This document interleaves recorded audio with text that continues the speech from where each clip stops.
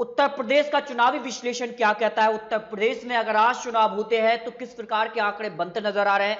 जातिगत समीकरण क्या कहता है उत्तर प्रदेश के लिए? सबसे पहले बात कर लेते हैं उत्तर प्रदेश के लिए क्या विधानसभा चुनाव में किस प्रकार का जो आंकड़े बन सकते हैं और किस प्रकार के जो है इस बार जो है मुद्दे हो सकते हैं, कौन यहां पर सबसे अच्छा मुख्यमंत्री रहेगा, इस पर भी आपको आंकड़े दिखाएंगे और सबसे अच्छा कैंडिडेट कौन हो सकता है इस पर भी आपको कुछ आंकड़े दिखाएंगे। उत्तर प्रदेश की अगर बात कर ले तो इस बार अखिलेश यादव का लक्ष्य कम से कम 350 सीट उन्हें मिलना चाहिए। अब कैसे उनको इतनी सीट मिल पाएंगी, यहां पर बीएसपी की क्या होगी रणनीति और कांग्रेस यहां पर रणनीति के तहत काम कर रही है। लोकसभा में जिस प्रकार से चुनावी मैदान में यहां पर कांग्रेस वादा परिवार उतरा, लेकिन अब क्या होने वाला? उत्तर प्रदेश में एक बड़ा चेहरा बन चुकी है, तो क्या उन्हें जनता पसंद करेगी या फिर योगी आदित्यनाथ की अब यहां पर एक बार फिर से वापसी होगी? तो क्या कुछ आंकड़े बनेंगे, इसके लिए भी आपको आंकड़े दिखाने वाले हैं। उत्तर प्रदेश के लिए अगर आंकड़े देखें तो किस प्रकार का यहां पर कह सकते हैं किस प्रकार का समुदाय किसके पक्ष में जाता है। अगर बात करें हिंदू यहां पर जो है वो 79% आते हैं। जो राम मंदिर का मुद्दा हो या फिर कुछ अन्य मुद्दे रहे हैं, इसका फायदा किसे होगा? इस्लाम अगर बात करें तो 19 और अन्य 1% यहां पर समुदाय आता है। अगर बात करें यहां पर ओबीसी के लिए तो 40% यहां पर वोटर्स हैं। फॉरवर्ड अगर समुदाय की बात करें तो 23% आता है और मुस्लिम यहां पर 19% आता है। यानी ये किसके पक्ष में कौन वोट करता है वो भी सारे आंकड़े आपको दिखाते हैं। अगर उत्तर प्रदेश के चुनावी रण में यहां पर प्रियंका गांधी उतरती हैं तो उनको कितना फायदा होता है, लोग उनको कितना पसंद करते हैं। देखिए अगर उतरती हैं चुनावी मैदान में मुख्यमंत्री के पद के तौर पर उतरते हैं तो हाँ कहते हैं 67% लोग के कांग्रेस को फायदा होगा। अब कितना फायदा होगा, क्या वो मुख्यमंत्री पद की एक बड़े दावेदार बन पाएंगे, इसके बारे में भी आपको आंकड़े दिखाएंगे। नहीं, लोग कहते हैं 30%, कुछ कह नहीं सकते, ऐसे 3% लोग यहां से निकल कर आते हैं। अब बात करते हैं उत्तर प्रदेश का सबसे अच्छा मुख्यमंत्री उम्मीदवार कौन हो सकता है। इस पर देखिए लोगों का मन है और लोगों ने अपनी प्रतिक्रिया दी। उस पर देखिए मायावती को लोग मानते हैं कि 5% लोग, यानी 4 या 5 बार के मुख्यमंत्री रह चुके हैं, लेकिन एक भी बार यहां पर मायावती ने अपना कार्यकाल पूरा नहीं किया 5 साल का। लेकिन अब कहीं ना कहीं मायावती काफी पीछे नजर आती हैं। लेकिन अब क्या कहता है, देखिए योगी आदित्यनाथ को 32% लोग मानते हैं कि उनकी वापसी यहां पर हो सकती है, एक अच्छा उम्मीदवार यूपी के लिए वो हो सकते हैं। अखिलेश यादव को 39%, प्रियंका गांधी को 23% लोग मानते हैं। यहां पर अगर बात करें तो अखिलेश यादव वो नेता है जिन्होंने 5 साल का कार्यकाल पूरा किया है। इसके अलावा अगर बात करें तो योगी आदित्यनाथ अब वो मुख्यमंत्री बनने वाले हैं जो कि यूपी के अंदर मुख्यमंत्री के तौर पर 5 साल का कार्यकाल पूरा करने वाले हैं। अब अगर रोजगार, स्वास्थ्य और शिक्षा के लिए सबसे बेहतर किसकी सरकार रही है, देखिए बीजेपी 33% लोगों का मानना है, कांग्रेस के लिए 9%, एससी के लिए 41 और बीएससी के लिए 11% लोगों का मानना है कि इस प्रकार से जो कह सकते हैं उत्तर प्रदेश में जो फिलहाल के सबसे बड़े जो समस्या है उनके लिए यहां पर यह सरकार काम कर सकती है। सुशासन से क्या कहना है लोगों का, यूपी के लोगों का क्या कहना है? बहुत अच्छा कहते हैं 30% लोग, अच्छा कहते 6%, औसत 6, खराब कहते 11, बहुत खराब 48% लोग यहां पर मानते हैं। अब उत्तर प्रदेश में रोजगार की अगर बात करें तो 18% लोग कहते हैं कि यूपी में रोजगार है, अच्छा कहते हैं 8%, खराब कहते 10%, बहुत खराब कहने वाले 59% लोग हैं, औसत यहां पर 5% निकलता है। कौन जीत सकता है अधिकतम सीटें उत्तर प्रदेश चुनावी विश्लेषण 2022 के अंदर अगर बात कर लें तो 2017 में बीजेपी ने 40% वोट शेयर हासिल किया था, लेकिन जो आंकड़े निकल रहे हैं बीजेपी 31% वोट शेयर हासिल कर सकती है तो बीएसपी को 4, एसपी का जो वोट शेयर है वो 40% के करीब दिखाई दे रहा है, कांग्रेस के लिए 23% वोट शेयर यहां पर मिल सकता है। अगर बात करें उत्तर प्रदेश चुनावी विश्लेषण 2022 की अगर बात करें तो सबसे जो कह सकते हैं कि टक्कर जो देगी अगर किसी पार्टी को और जो खेल खराब करने वाली है एसपी कांग्रेस के लिए वो है अजहरुद्दीन ओवैसी की पार्टी चुनावी मैदान में उतरने ही वाली है, ऐसा सूत्रों के हवाले से बड़ी खबर है। अब वो कितने कैंडिडेट चुनावी मैदान में उतरती है ये आने वाला वक्त बता देगा, लेकिन माना यह जा रहा है कि कम से कम वो यहां पर 100 से अधिक सीटों पर चुनाव लड़ सकते हैं, क्योंकि यूपी के अंदर 19% वोट शेयर यहां पर मुस्लिम आबादी से आता है।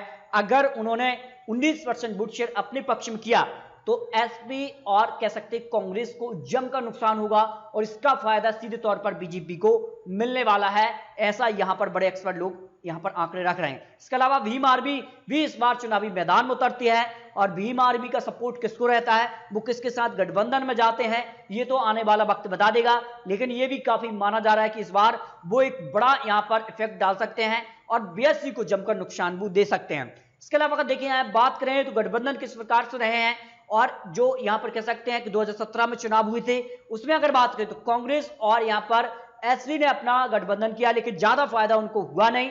और इसके अलावा अगर बात करें तो यहां पर जो लोकसभा चुनाव हुए थे उसमें भी यहां पर कह सकते हैं कि महागठबंधन देखने को मिला, लेकिन महागठबंधन भी फैल रहा। तो यानी 403 सीटों वाले 202 सीटों पर पूर्ण बहुमत की सरकार यहां पर उत्तर प्रदेश के लिए बन जाती है। और जिस प्रकार से 2017 में आंकड़े देखने को मिले थे, क्या 2022 में भी इस प्रकार के आंकड़े बीजेपी जुटा पाएगी या फिर तख्ता पलट होने वाला है? इस पर सटीक आंकड़े क्या कहते हैं? देखिए, अन्य के खाते में 6 सीट के आसपास सीट यहां पर जा सकती हैं। जो निर्दलीय चुनावी मैदान में उतर सकते हैं उनके लिए 6 सीट यहां पर मिल सकती हैं। यहां पर भीम आर्मी के लिए अगर बात की तो 1 सीट के लगभग उन्हें सीट मिल सकती है, लेकिन वो किस प्रकार से चुनावी मैदान में उतरते हैं, गठबंधन में जाते हैं या फिर अलग से चुनावी मैदान में उतरते हैं, तो कितनी सीटों पर चुनाव लड़ते हैं, उसके बाद आंकड़े बदल भी सकते हैं। लेकिन यहां पर अगर बात करें तो अजहरुद्दीन ओवैसी पार्टी के लिए फिलहाल 2 सीट दिखाई दे रही हैं, लेकिन अगर वो एसपी कांग्रेस के साथ गठबंधन में रह जाते हैं और उन्हें कितनी सीटों पर चुनाव के लिए यहां पर सीटें मिलती हैं, तो उनका आंकड़ा भी बढ़ सकता है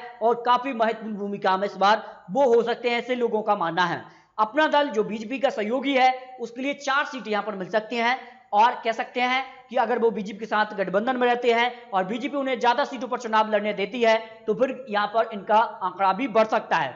यहां पर अगर बात करें तो बीएसपी के लिए यहां पर माना जा रहा है कि बीएसपी अकेले ही चुनावी मैदान में इस बार चुनावी मैदान में उतर सकती है। तो 403 सीटों पर अगर उम्मीदवार उतारते हैं और यहाँ पर कुछ अन्य सीटों पर जो है अन्य को यहाँ पर समर्थन देती है, तो फिर यहाँ पर 28 सीटों के आसपास यहाँ पर बीएसपी को सीटें आ सकती हैं। हालांकि यहाँ पर कह सकते हैं कि वो कितनी सीटों पर चुनाव लड़ते हैं ये भी काफी महत्वपूर्ण होने वाला है। अब देखिए, यहाँ पर गठबंधन अगर वो एसपी के साथ कर लेते हैं कांग्रेस और यहां पर कह सकते हैं कि फिर सीटों में बंटवारा होगा, तो ऐसे में जो है 28 सीटों के आसपास कांग्रेस को सीटें मिल सकती हैं।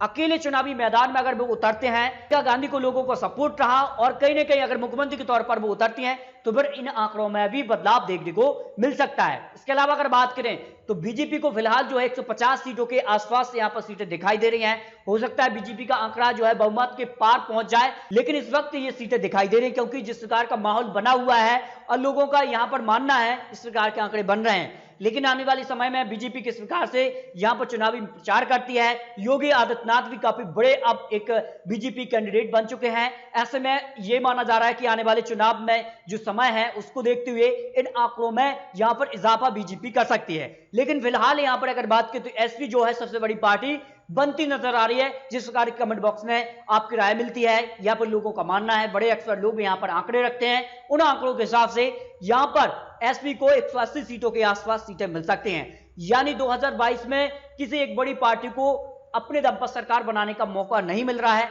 लेकिन एसपी के साथ यहां पर कह सकते हैं कांग्रेस यहां पर आ जाती है तो यकीनन जो है फिर एसपी कांग्रेस के लिए जो है उत्तर प्रदेश में सरकार बनाने का मौका मिल सकता है। लेकिन यहां पर अगर बात करें तो कह सकते हैं अजहरुद्दीन ओवैसी पार्टी चुनावी मैदान में उतरते हैं और अगर गठबंधन नहीं होता है तो यकीनन बीजेपी इस बार भी 2022 में अपनी सरकार बना लेगी, क्योंकि यहां पर सीटों में बंटवारा हो रहा है, बूथ शेयर कट जाएगा इन सभी बड़े दलों का और इसका फायदा सीधे तौर पर बीजेपी को होगा, ऐसा बड़े एक्सपर्ट लोगों का मानना है। उत्तर प्रदेश 2022 चुनाव में किसकी बनने जा रही सरकार और कितनी सीटें उनको मिल सकती हैं, इस पर राय अपनी रख सकते हैं। और अगर आपने चैनल को सब्सक्राइब नहीं किया है तो कर लीजिए ताकि आने वाली उत्तर प्रदेश की सभी जानकारी आपको मिलती रहे।